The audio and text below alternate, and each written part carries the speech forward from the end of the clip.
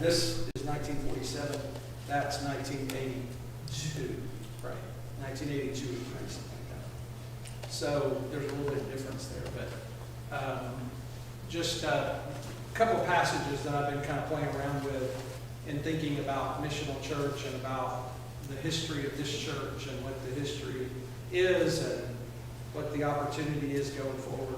And the passage, Mom mentioned one of these, and I had been thinking about in Luke when Jesus enters Jerusalem, and everybody's praising, Hosanna, Hosanna. They're praising God, which is not going to last long, by the way, but they're praising God, and the Pharisees evidently go up to Jesus as he's riding on the donkey, and they say, "Hey, can you put a stop to this?"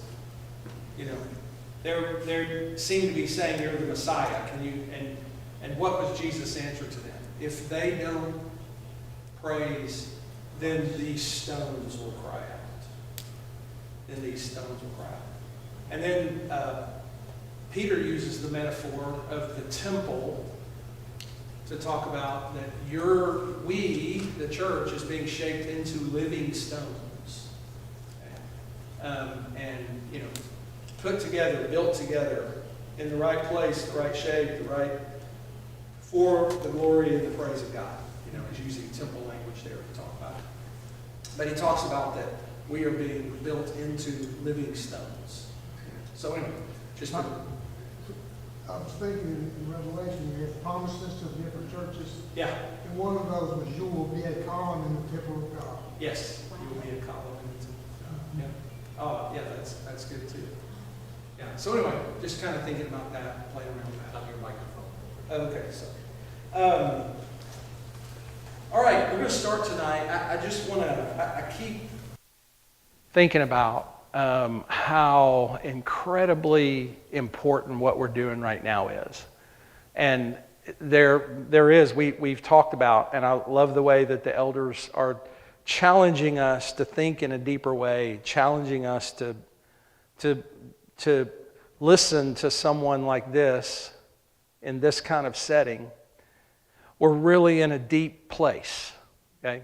We're seeing the Bible in ways, that not many churches ever get to, And it's because of our history. It's part of that history of our church. Hearing the depth that Mackie is going in to, and the way he's able to explain some very difficult and deep subjects about what is being discovered about the Bible even today, over the last 50 or 100 years. I mentioned last week that there's all these discoveries that have been made, both archaeological, with the manuscripts and history, and also kind of rethinking. There's been kind of an awakening, and there's a story behind that, and maybe sometime we'll tell that story.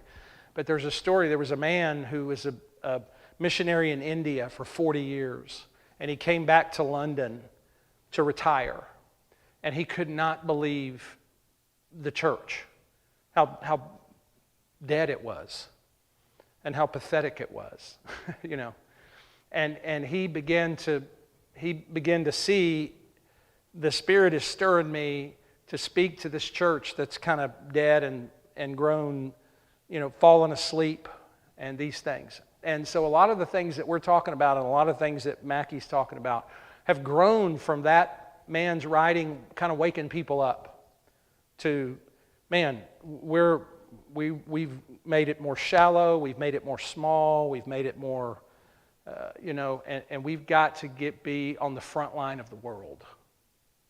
And we can't be on the front line of the whole world, but we can be on the front line of North Knoxville and Knoxville, Tennessee. And we can, in ways, be on the front line of the world, too.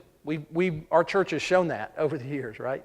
We've taken the gospel to West Africa, to villages, and we've taken the gospel to Romania, and we've taken the gospel lots and lots of different places.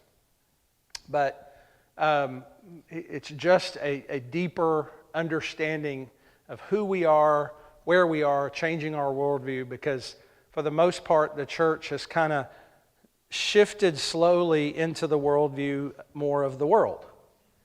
And how do we be a church but be like the world around us and think like the world around us? And this guy said, we are unique people. We have a different way of viewing the world. We have a different way of seeing things.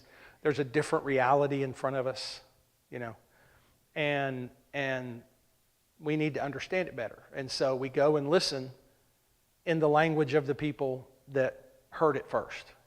That's what we've been talking about. So I wanted to do an illustration tonight, really quick. The video's only 18 minutes, so we've got a little bit extra time. So let me do this illustration. We'll watch the video, the next step of this, and then we'll discuss, okay? So I want you to imagine a world where you know nothing about cakes, sweets, baking, cooking. It's tough to imagine, right? But imagine a world like that, okay? I've often said before, imagine a world where everybody walks on their hands. That's one of the illustrations that I've used. And there are stories about how people a long time ago used to walk on their feet, but everybody walks on their hands. And, somebody broke the Olympic record of the 100-meter dash in like 50 seconds on their hands. It's just amazing. Everybody was amazed. And there's something that's kind of off and doesn't feel right about shoes on your hands and gloves on your feet, but it's just the way it is, and you just keep it that way. And so, similar to that, imagine a world, and somebody comes in and says, and by the way, I get to use my favorite cake as the example, okay? You may hate it, that's okay, but you still have to live with the fact that I chose the illustration, so I chose my favorite kind of cake, okay? Red velvet cake is my favorite kind of cake. Okay? I love red velvet cake. I've had it for my birthday forever. Huh? Yeah, man, red velvet cake. Always on my birthday, I used to have red velvet cake. I'm quite the connoisseur of red velvet cake. I've had red velvet cake in many states, several states. I've had red velvet cake in Europe. Okay? Somebody brought me some in Africa. There's no red velvet cake in Africa. Somebody brought me some for my birthday one time to Africa. It was kind of stale. It didn't travel super well. Didn't travel super well. But anyway, beside all that. But imagine a world where you don't know cake, you don't know cooking terms, you don't know any of those things. Okay? And somebody comes in and says, you guys, do you all like red velvet cake? And everybody's like, what? What are you talking about? You don't know what cake is, and you don't know. Red velvet may be familiar. Red and velvet may be familiar, but you may be picturing a piece of velvet, And what do you do with it? You eat it. You eat velvet? What's going on? You don't know anything that's happening. You don't know anything that's going on. And so, you've got two people that come in and say, I want to explain to you red velvet cake. And so they pull out and they go, this is what you need to know. 3 cups of flour. Okay? 1 teaspoon of baking soda, 2 tablespoons unsweetened natural cocoa powder, half a teaspoon of salt, and everybody's raising their hand going, what is that? What is all that? I don't know what it is. And it might be helpful if somebody says, well, let's start with this. This is a cup. Okay? Okay, a cup. All right. And then, what did you say, teaspoon? Okay, yeah, this is a teaspoon. And okay, so it's that much. But you can't picture sugar in a cup, salt in a teaspoon. You don't know those things. You've never seen them. Okay? But it is helpful, right? Do you know more than you used to know? Okay? You know more than you used to know. You know there is such a thing. You've even got a list of things that go in it. Okay? You still can't imagine putting all those things in your mouth and enjoying it, but maybe you would. You don't know. You've never had flour and baking soda and natural cocoa and all that. It might even be helpful as well as if they said, okay, now here's how you put all that stuff together.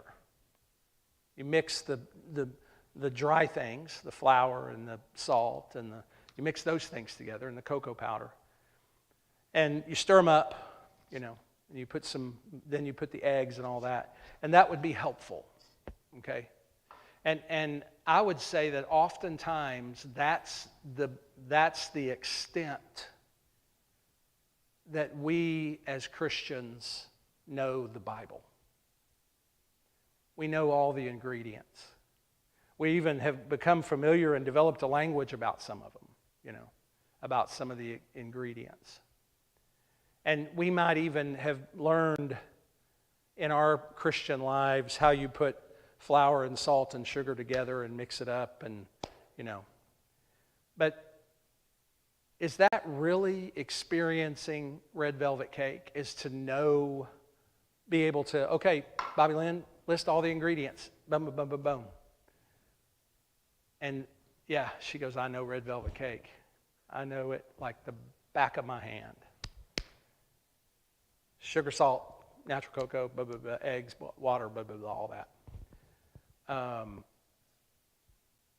And might even be able to say, yeah, put the sugar in, put the cocoa in, and, And somebody says, have you ever experienced it? Have I ever done what? Have you ever tasted it? No. I mean, it's just, but I know all the ingredients. I know everything I need. I know everything. I know how to put one with the other. And I would say what we're doing now is we are experiencing red velvet cake. Okay? I mean, the good stuff. Like I said, I'm a connoisseur of red velvet cake. And Litton's red velvet cake is one of the top 2 or 3 red velvet cakes that I have ever tasted. This is Litton's red velvet cake.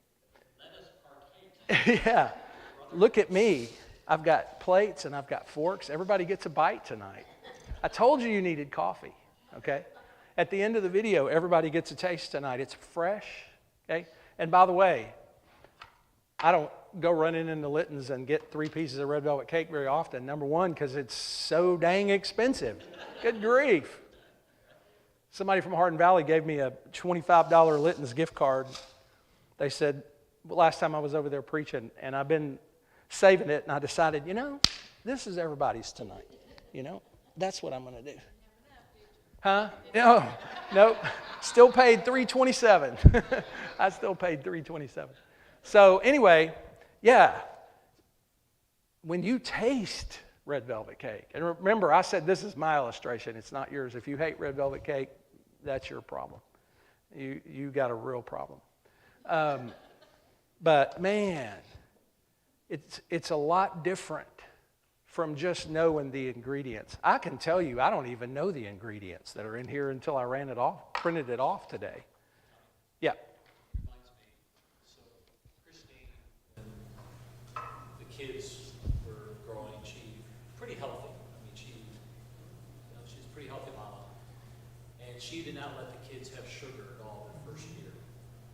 So their first sugar experience was their 1-year-old birthday.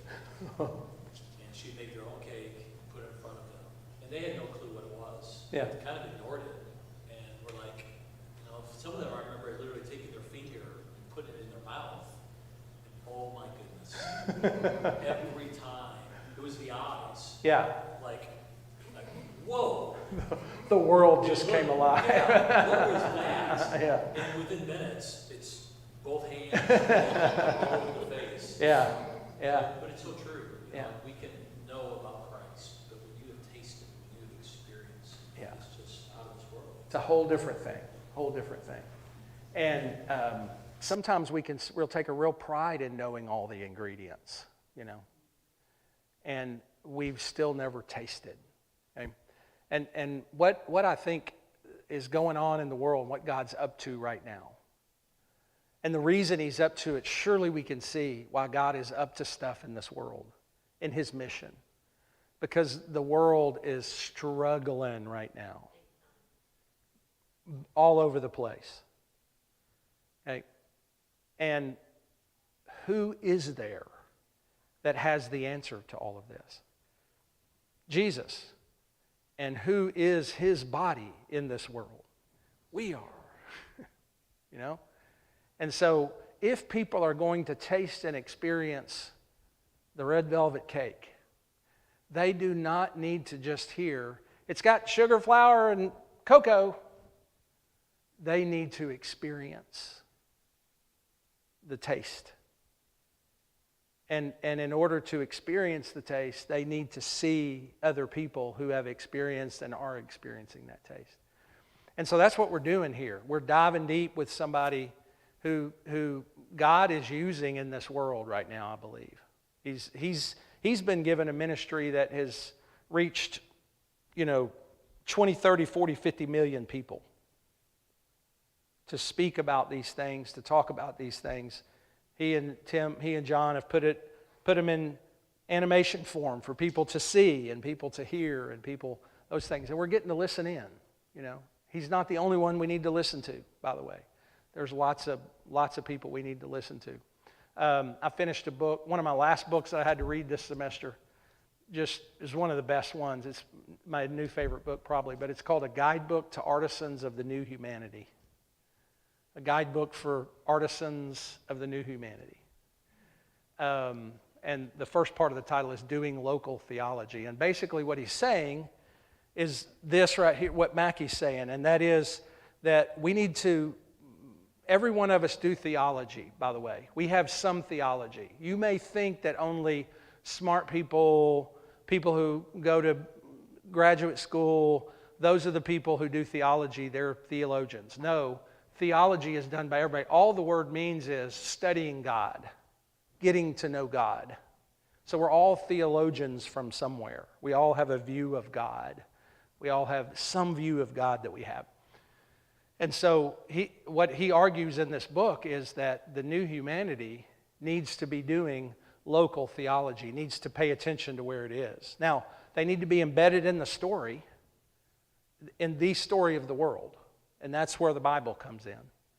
And what the story of the world is that God gives us.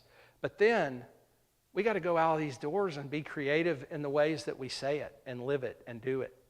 We got to let people taste what is good, and share what is good. So, that's what's going on here. Now, tonight, oh, shoot, I got some on my finger.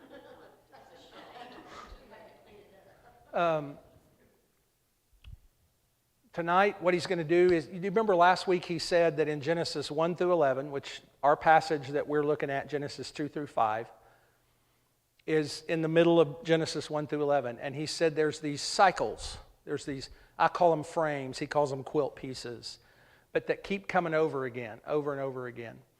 One of them is that God leads humanity to a mountain, and he wants to live with them there, and they mess up and fail. And God leads them to a mountain, and they fail, and God leads them to a mountain. And some themes are starting to develop. Some things that happen over and over and over and over again are happening. And the biblical writers use words to frame, and there's a real fancy word for that. I don't even know if you want to know it. It's called chiastic structure. That's how the ancient people wrote. I told you that today we don't write like that. We write in lists. First, second, third, we write in points. We don't ever hear sermons where the first sentence of the sermon and the last sentence of the sermon is the exact same thing. And everything in between is what those two sentences mean. We hear point number 1 and point number 2 and point number 3. That's how we think. So we have to pay attention to that. And then what he's going to do tonight, very simply and very shortly, is say that continues on past Genesis 11. It keeps going until you run into a fellow by the name of Jesus. And he becomes the human led to the mountain. He becomes the human.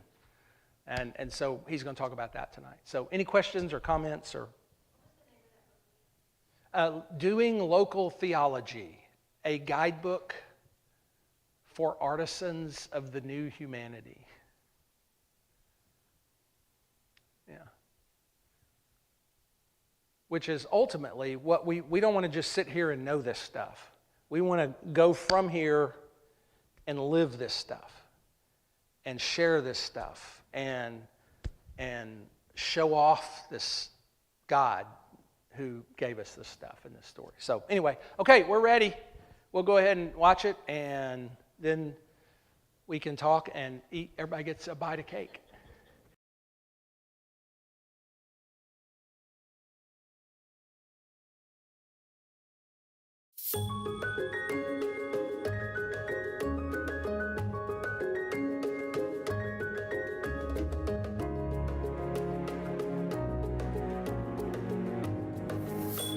Okay, let's take a moment and reflect on what just happened.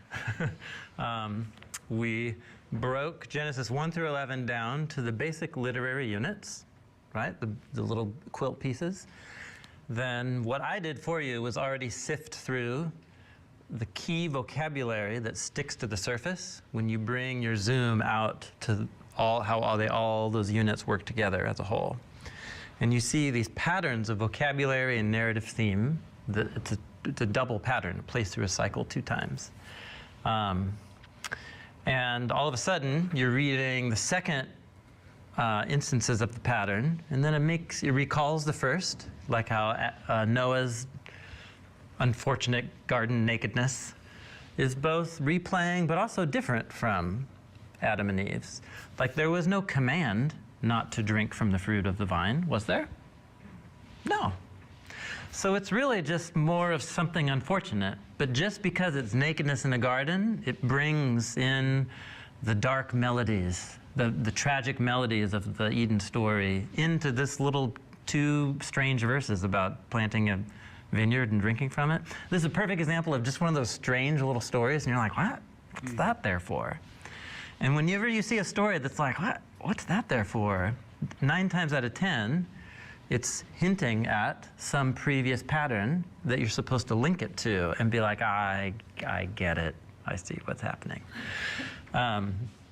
And it just keeps on doing that as you go out on throughout the Bible. So that's essentially what this is, an analysis of Genesis 1 through 11 is doing. We're taking it apart, look at how key things repeat throughout it, and you start to see patterns emerging. And the point isn't to just be, ooh, nice, pretty pattern. There is a theological argument. There's a set of claims about God and God's purposes in the world that's being advanced by this narrative. And it's what's bothering you from our last session. This narrative wants to tell us it's within God's prerogative and power to bring cosmic justice on human evil. Is God able to do such a thing? Yes, he is. However, if God were to always do such a thing as a response to human evil, you would never get to that ideal picture painted on page 1. So somehow, God's going to have to work with a strategy that won't be a complete erasure of justice, but that also is patient mercy, working with evil humans as he finds them. And this is the tension driving the biblical storyline. And we might see them as opposites, God's judgment and God's mercy. But the biblical authors want us to see these playing in tandem with each other, that God is going to fulfill both of these somehow. What else is the story of Jesus except the story of God's justice and mercy meeting together in the story of one life and one death and one resurrection? And so at that point, we're backing out and looking at the whole Bible as a Louis Armstrong photo mosaic, right? And Genesis 1 through 11 is giving you these key concepts about God's justice and his mercy. It looks like he double backs and it's like, oh, okay, that didn't work, I'll try this. But then when you look at how this works in the whole story of the Bible, these narratives are doing heavy-duty theological reflection on God's character, on his justice and his mercy. And when I back out there, I think that narrative glitch at least gets resolved a little bit. But if you only stick in the flood narrative, you're just like, oh, this God can't make up his mind. I don't know. But the point is keep on reading, and you're going to see it get even more intense of a tension until it resolves somehow. anyway, I was just thinking about what you were sharing, and I was just pondering that even more. So feel free to follow up on that. Other thoughts and reflections on how, reflections. I mean, so even to further along, like, I think it's a privilege that we kind of get an insight to God's thought process on some level at least. And even in the flood narrative, I don't know what each translation says, but it says like God regretted making humans. And that would like blow your whole systematic theology up. Like, how can God regret something? Yes. Yes. But yeah, we're just getting a piece of God's mind Correct. in Yes. some form or fashion. I think it's really interesting. Yes, it is. Yeah. Yeah, it's God is pained in his heart that he made the humans on the land, because all they do is kill each other and soak the ground with innocent blood. Another later pattern where this happens is the golden calf story. He leads the people to a mountain, wants to meet with them on the mountain. They don't want to go up. And so the righteous remnant goes up. The righteous remnant who, when he was a baby, was rescued through the waters in an ark. An ark. Okay, Tim. And so that's the guy who ends up on top of a mountain interceding on behalf of the idolaters at the base of the mountain. And what God says is, leave me alone. I'm going to destroy these people. And what does Moses proceed not to do? Does he leave God alone? No. He says, listen, this is not what you said you were going to do. You said you were going to bless the world through these people. And God says, good point. I won't destroy them. But if they keep doing this, they will get what's coming to them. And so that generation repeats its sin in the sending of the 12 spies. And God says, you want to die in the wilderness? You go right ahead. I'll work with the next generation. And so the whole story of Moses becomes another outworking of this theme of God's judgment and his mercy. And somehow both are going to have to find a way to work together with an ideal human partner for this story to move forward. So again, these patterns aren't just pretty art. They are that, but they're doing theology as the story advances.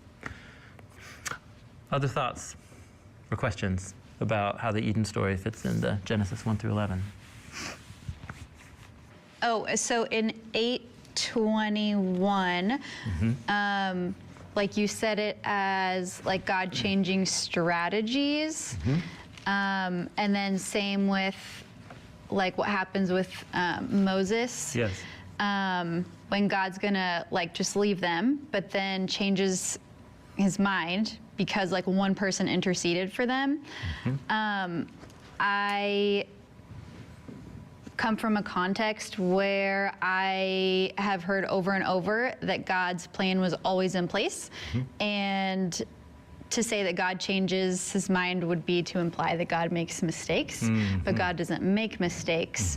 So I'm just wondering how these two things, like God changing his strategy and also God's plan being perfect and and good, how they work together. Yep. Yes. Welcome, my friend, to a 3,000-year-old conversation and reflection.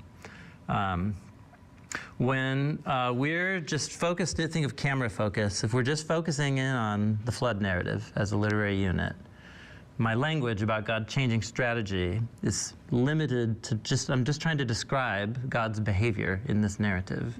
The thing that caused God to bring the flood is now the thing that compels God to never do something like the flood again. So my phrase for that is a change in strategy. So within the narrative, that is what happens. But when you start backing out and you start seeing narrative after narrative repeating this same tension point, and then you back out, all of a sudden this narrative is creating a driving need for a human who will actually do the thing that Noah did and do the thing that Moses does. But notice that after Noah does this thing, the next story is of him blowing it big time. After Moses does his thing, there's all the narratives of his rebellion in the wilderness. After Samuel does his great act of intercession to save the people from the Philistines, then his sons, just like Noah, there's a story of his sons doing exactly what Eli's sons did. We're back to it again. And so what the story creates a need, the story is creating a need for a human partner who will, first of all, be the human image that God made humans to be, but then also we've got this train wreck of human evil that's got to be dealt with in some way, and that God can't ignore. And so it creates a need for some partner to work with God to both deal with human evil and intercede for the many in a way that fulfills God's justice, but also shows mercy. And this is all building up to the figure called the servant of Yahweh in the book of Isaiah and in the prophets. And it's a story about a figure that God raises up to die for the sins of the many. But then, when you really drill down to who that figure is in the book of Isaiah, it's Yahweh. Mm-hmm. Yahweh becomes the servant to do for humans what they cannot do for themselves. And so we're to the doorstep of New Testament story of the incarnation. So what's tricky for us is if we only look at one instance of the pattern, we see a problem. But the whole point, this literature is designed as both on a micro and a macro level, so that the big picture illuminates how you read the small stories, and the small stories build patterns of how you think of the big story.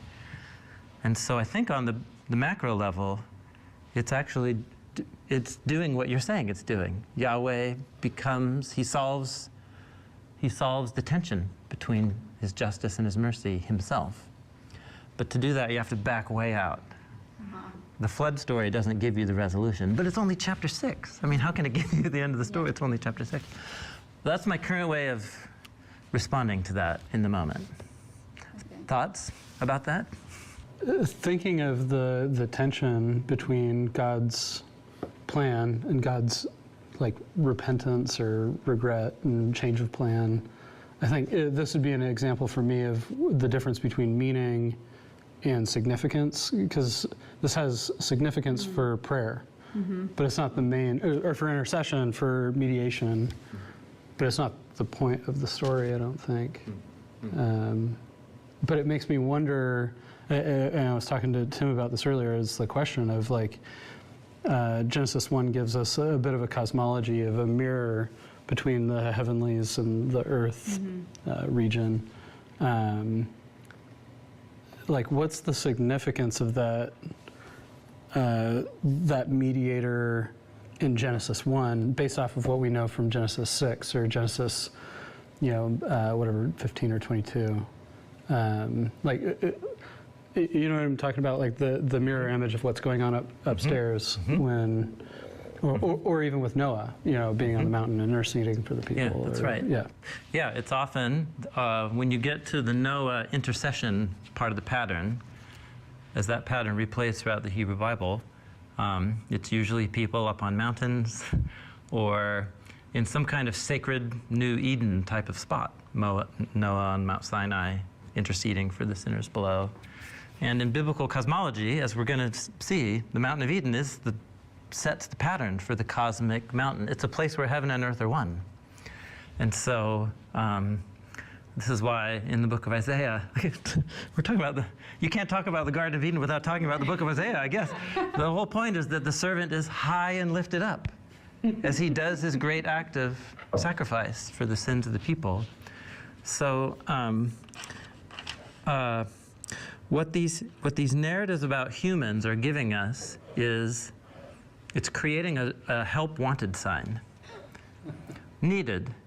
A human who can also dwell in the heavenly realm to do on behalf of humans what needs to be done for them, but also can administer God's judgment and his mercy simultaneously. That's what this whole narrative is driving towards. And that's why some of the craziest passages in the Bible, like in the book of Daniel, about this Son of Man figure who's exalted above beasts, and he sits at the right hand of God's throne after getting trampled on, and then he's exalted up, and you're like, what's happening here? But what all of these later biblical authors are doing is they're just reflecting on this, all this literature.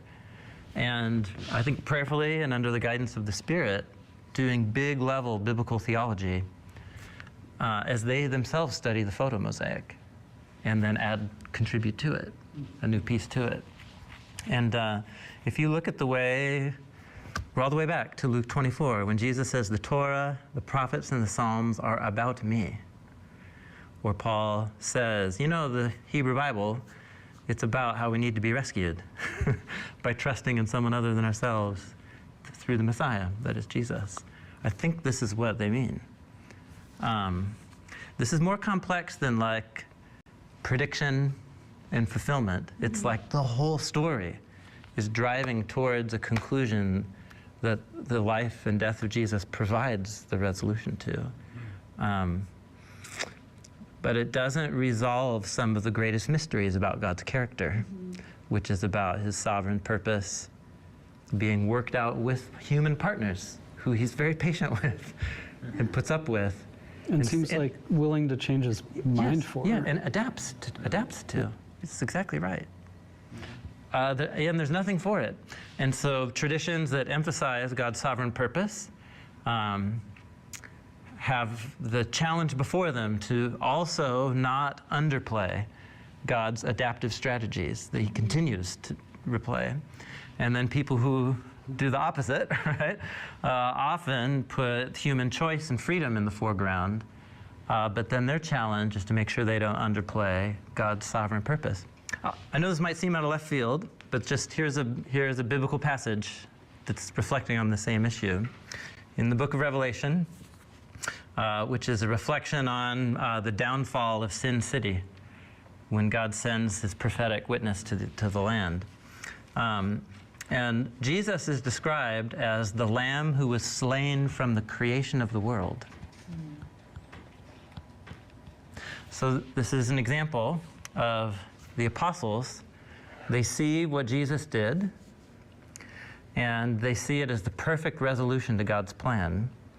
And then they go back, and they're reflecting on this whole story about the need for one who will give themselves for the sins of the many. And they see it as a part of God's plan from before even creation. Like, how did they come to that conclusion? Yeah. And I think it's that they see Jesus as Noah's sacrifice, as the greater Moses who offered himself for the sins of the people, as they see that this theme has been going throughout the whole story, that to get to the glorious picture of page 1, God's plan has to have been all along to know and do something about the problem of human evil. But the clarity is at the end of the story, not at the beginning. And maybe that's what's kind of hard, because we think, well, if God knew, why didn't he just do it the first time? And that's a wonderful question that the Bible just doesn't answer.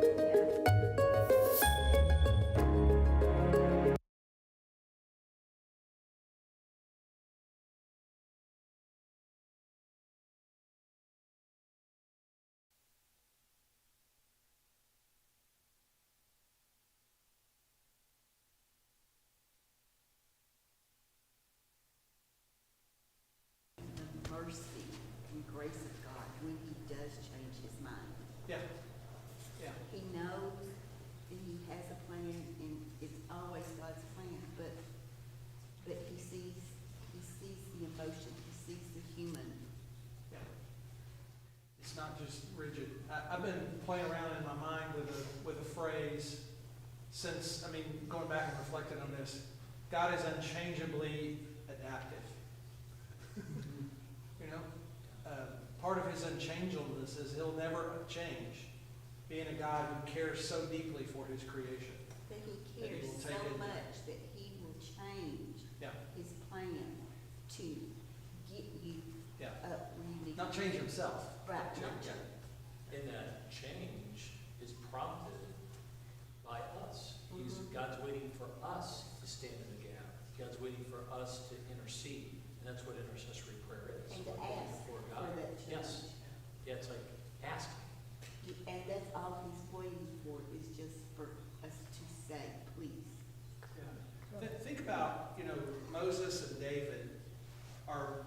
particular people in the Old Testament who are mentioned as people, you know, it says Moses spoke to God as a friend. David was a man after God's own heart. And those two people said the most real, honest, in your face. But if you do that, you're wrong, Moses says to God. You said you would take these people to the promised land. You know, you would be lying if you killed them. God seems to respond to that. And that the honesty, the stand up in your face and say, this is what I think about all this suffering, and this is what I think about it. You know, and think about what Mark's been saying over and over and over again in his sermons about David crying out, how long are you going to let this go on? You could do something about it. And it seems to be that God looks at that and, I love that honesty. I love think that. that is Yeah. an indication of how much he loves us, is that he gave us free will, Yes. which is going to cause that interaction between us that causes him to sometimes change his mind. Yeah. And just because it doesn't, to me, diminish God, that he doesn't know every second of everything in the future, because he still is in control of it. Yes. Yeah. And we always think in terms of, well, what if they had gone the other way?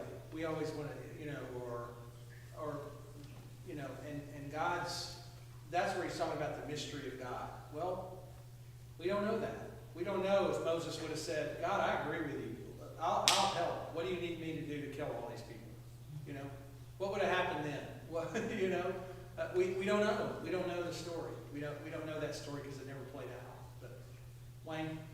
I just wanted to add, one of the things I thought about in this, and I thought about it back before he talked about it, but God is the creator.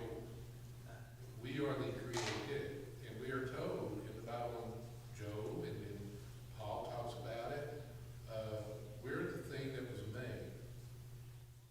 So we're kind of arrogant when we try to think out what made us and how it thinks is like us, when it's much more than us. Yeah. And so when we try to put it in our box to understand, which is God, we can't really fully understand it. There's things we just got to accept through faith that we're going to find out and know. And so to begin to question it is almost an arrogant thing to do as a created being, in a way. But to ponder it is okay.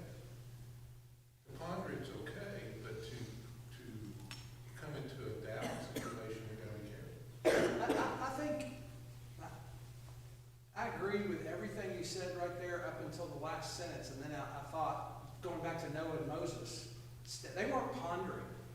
They were saying, "You're wrong."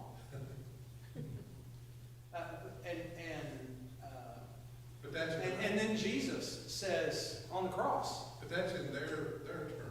Yeah, Us, exactly. As us. yeah, We say and God. that's all they had was their turn, We do it all the time. their viewpoint. That's all they had was their viewpoint. But remember, they were after God's own heart. Yeah. Meaning that even if they aren't correct in that moment, because God is a just God, He is also a loving God, a merciful God, and you're planning on that aspect of Him, and He's listened, and He judged. Yeah. His creation, He was ready to destroy. But they... And Moses talked him out of it. They I mean, interceded. Israel. Yeah. They interceded. Yeah. And He was like, okay, you need an intercessory, but you're just not quite it. Yeah, exactly. I think that's what the story, that's what the story says. That's what I'm saying, is sometimes we can grow ourselves into much more than we really are and begin to become arrogant with it. Yeah. And I've seen people do that. Yeah. And I love his overarching conclusion. The Old Testament has a picture, has a sign hanging on it that says "Help Wanted."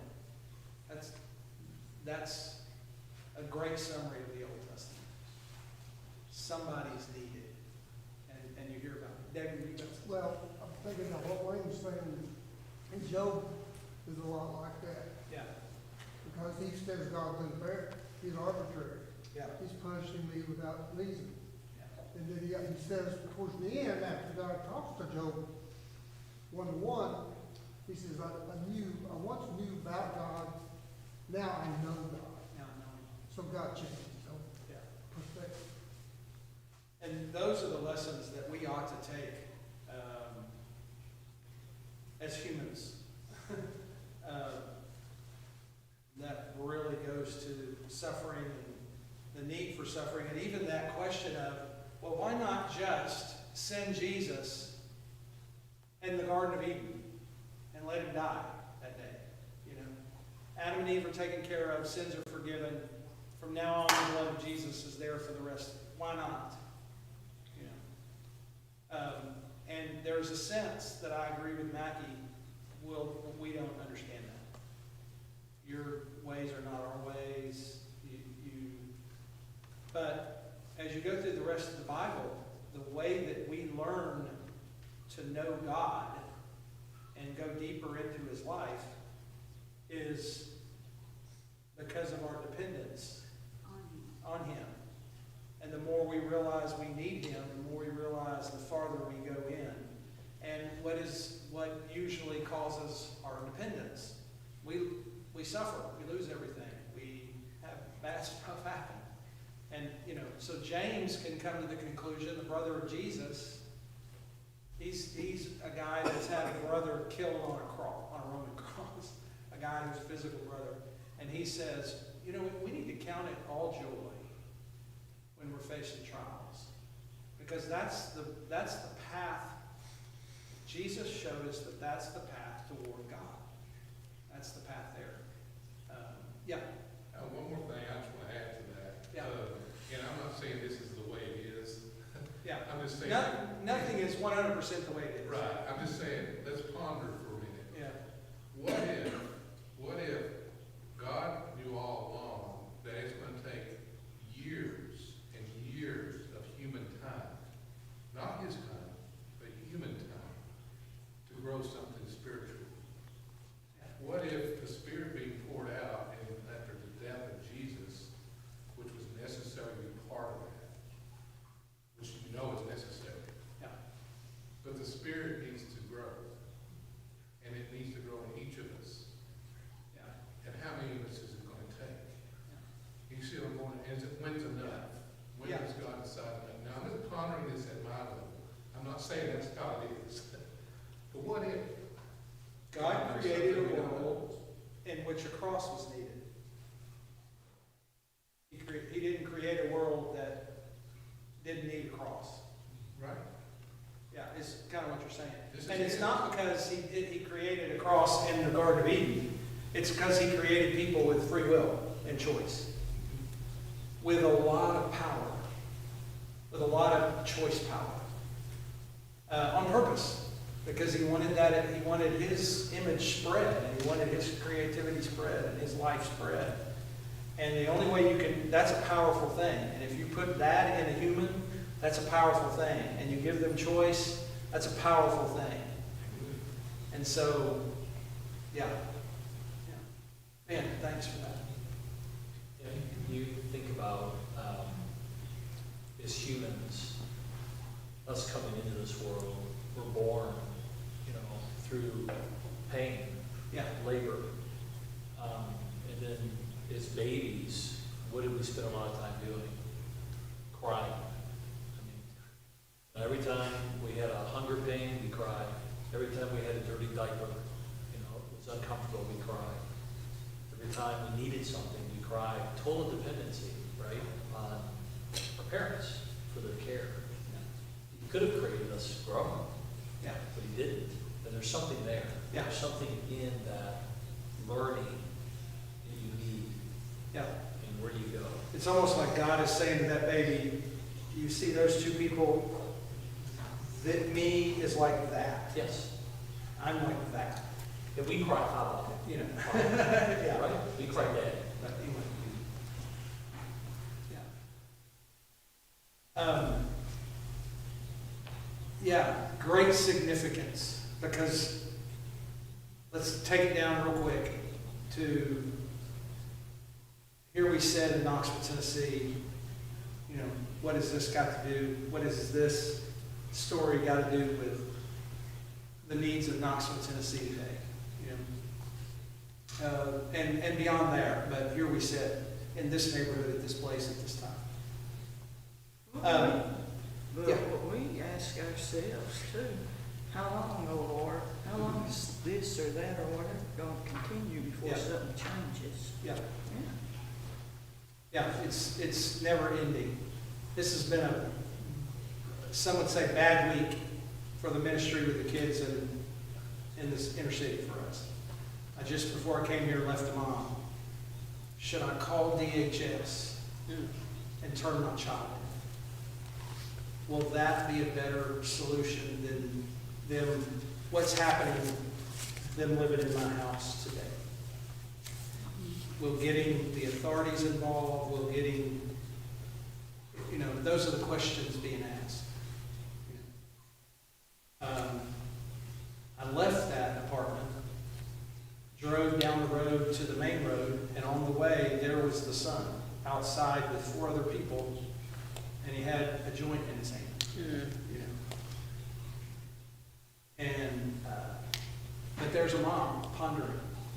That's why all this matters to me. You know, that's why it matters what a church is. You know, because what is a church supposed to do in that moment, in that pain, in that the reason I was over there for 2 reasons. The first reason is that no one had eaten in the house for 3 days, and so I took food over there for them to have a meal. Baby crying at the top of their lungs, and then to hear on top of that, should I call child services? Does my child have a better chance being under the state than they do right now? So there's where it is. There's where it is. There's where it's lived. There's what does a missional church do? What is God up to in this world? And I could immediately go to and say, He died for that child. He died for all those boys over there. He died for that mom. He gave His life for this family. So he loves them that much. And hey, that's not, you weren't supposed to get any cake. I'll be back. No, I'm just kidding. It wasn't for you. So, yeah. And I think the book of Genesis has more to say to our world than ever we could imagine about who we are and who God is, this tension between justice and mercy, this tension between love and choice, this tension that we all live in, you know, and giving out the ingredients of the red velvet cake so that people can memorize it is not going to help. Okay? They're going to need to taste it. They're going to need to taste and experience it, something that they've never tasted and experienced before. And I think that's what the biblical authors are trying to do. They're trying to say, here's our reflection, not only by the Spirit's help, but on our life with God. Remember, Israel's life with God was dysfunctional. It was a tough life with God. Here we've been talking about Moses arguing with God about these people, and they're down there having the biggest party around a golden calf that you could ever have. Like 5 minutes after God had said, don't ever build an idol. And they were like, we'll never build an idol. On our life, we'll never build one. And like 5 minutes later, yay! You know, it's like, how human are they? How human are they? And they couldn't wait for Moses to get down off the mountain and bring the tablets with the law and everything. Yeah. They said, oh, he's up there too long. Let's go ahead. Yeah, and do what we something want probably to do. happened to him. It looks scary up there, so God probably killed him.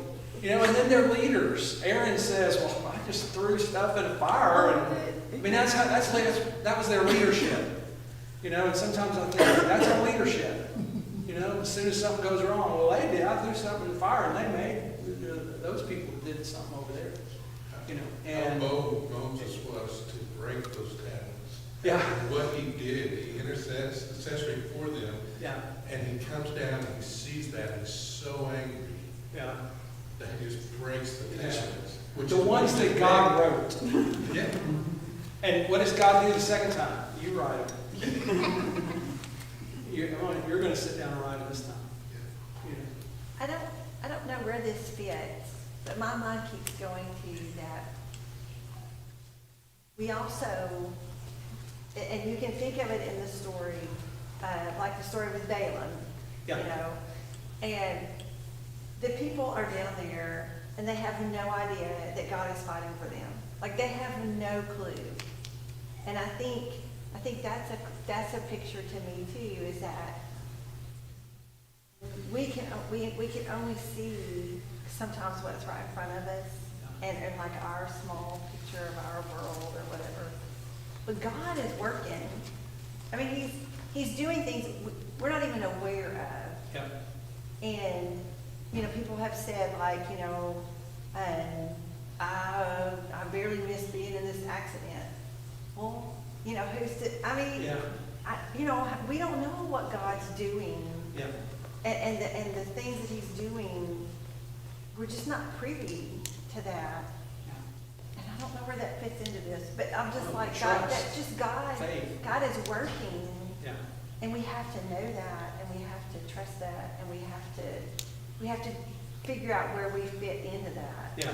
And I think here's what I would say, and we'll end. There's cake back there. Have a bite. It's awesome. Fresh, Litton, spread velvet cake. And there's enough for everybody to have a bite. But here's where I think it fits.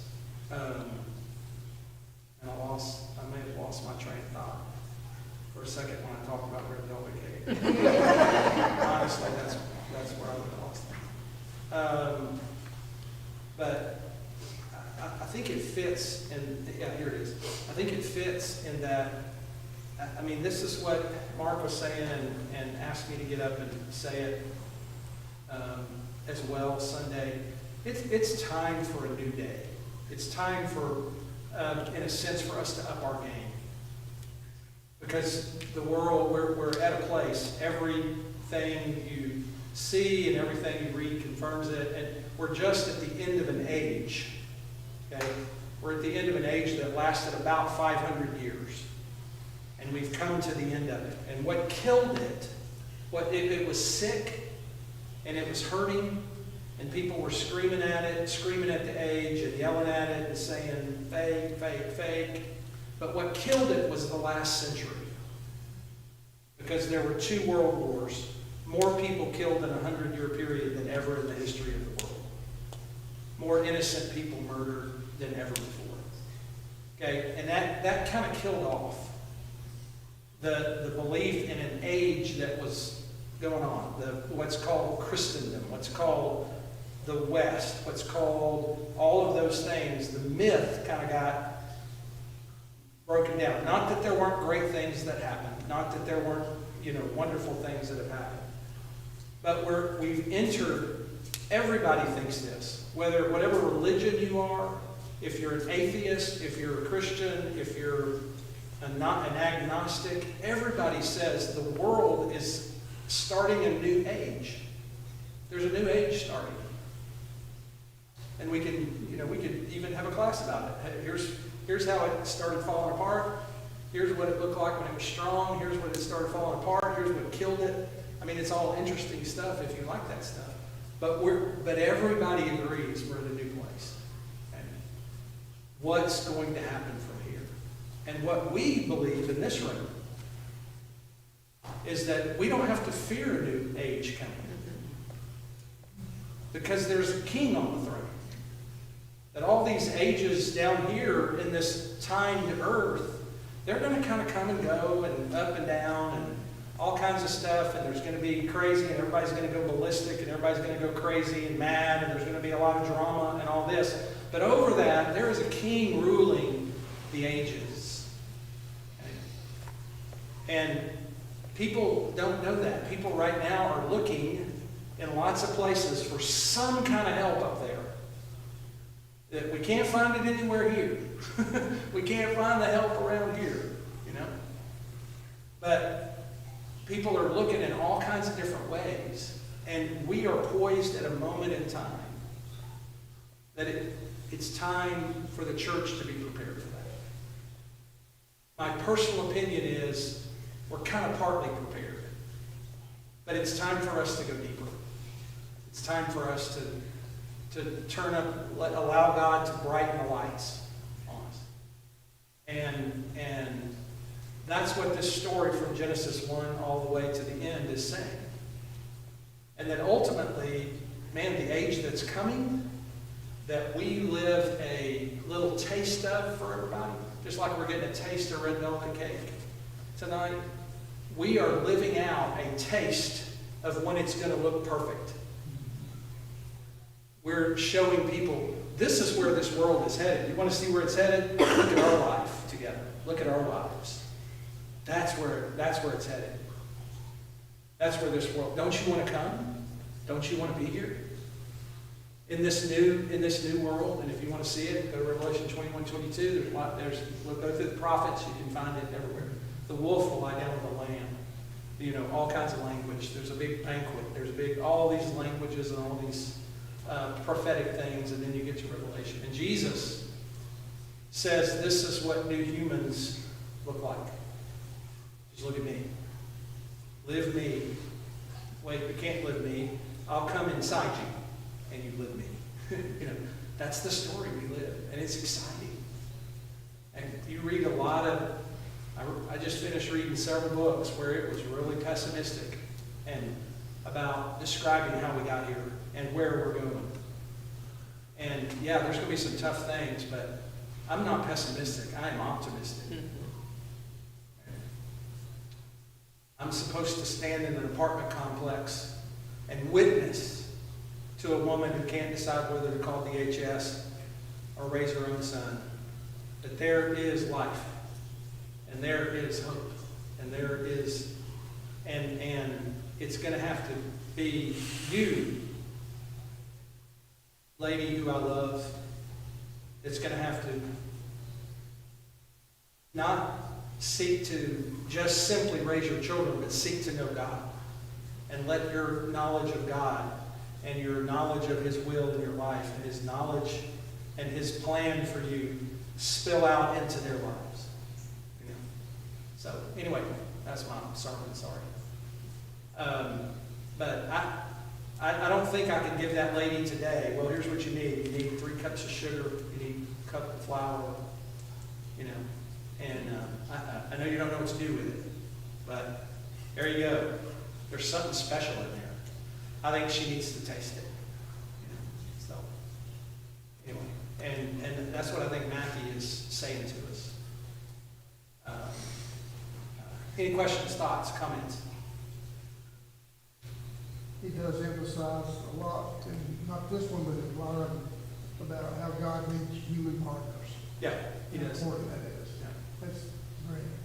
And I'll say again that I think we have dismissed an important tool in our toolbox: fasting and prayer. And I don't mean that we don't get up and pray every morning, and when I'm walking I pray, and when I'm driving my car I pray. I don't mean that. I mean we pray. We pray together. We pray, you know. And that's an example. We're people who come from a restoration movement that said, let's go back to Acts and find the things that the church was about. I think we stopped too soon and even got some of them wrong. That's my own opinion. No, I'm not forcing my opinion on you. Okay? But, so why in the world can't we pick up Acts 13 and say, when the church prayed and fasted, God gave them a mission. And after they prayed and fasted again, to make sure they heard right about His mission, then they went on His mission. Why can't we restore that to the New Testament church? And not just on the first day of the week they gathered to break bread. And let's keep meeting on the first day of the week and breaking bread. Let's do it. But why can't we restore, God, help us. Show us what to do.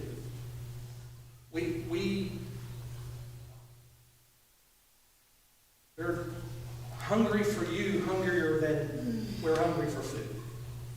We're hungry for life. We need you to tell us what to do. And I think he'll answer. I 100% believe he'll answer. And I 100% believe it'll be a scary answer. You know, but yeah, I think so. Anyway, I'm gonna stop. I talk too much. Sorry. We might need to pay attention to these ladies 50 years ago. So. Get you some cake, please. There's forks, there's napkins, there's enough for a bite. Sorry you don't get a whole piece. I could not afford 20 times. I didn't. We'd have to have a special contribution.